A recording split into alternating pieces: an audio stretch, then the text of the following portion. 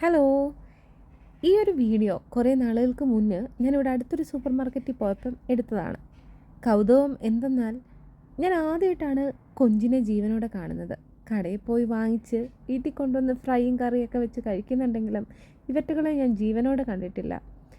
ഇവിടുത്തെ ഒരു പ്രത്യേകത എന്ന് വെച്ച് കഴിഞ്ഞാൽ നമുക്ക് ഇഷ്ടപ്പെട്ടത് സെലക്ട് ചെയ്ത് കൊടുത്താൽ അവർ വൃത്തിയാക്കി നമുക്ക് നല്ല ഫ്രഷോട് കിട്ടും. ഫ്രഷിന് അല്ലെങ്കിൽ ഇത്തിരി ടേസ്റ്റ് വേറെ ലെവലല്ലേ.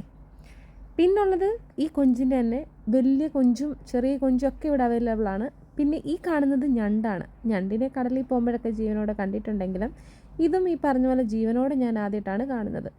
ഈ കാണുന്ന മീൻ എന്താണെന്നൊന്നും എനിക്കറിയില്ല. അറിയാവുന്നവരൊക്കെ ഉണ്ടെങ്കിൽ ഒന്ന് കമൻറ്റ് ചെയ്യാം കേട്ടോ. കാരണം മീനിനെ പറ്റി അത്ര ഇത് എനിക്കില്ല. പിന്നെ എല്ലാ മീനുകളൊന്നും എനിക്കങ്ങനെ ഇഷ്ടമല്ല. കൂടുതലും എന്താ പറയുക, ചെറിയ മീനുകളാണ് താല്പര്യം. ഇതെന്ന് വെച്ചാൽ നമ്മുടെ കൊഞ്ച്, അതായത് വലിയ കൊഞ്ചാണ് കേട്ടോ, ചെറുതൊന്നുമല്ല.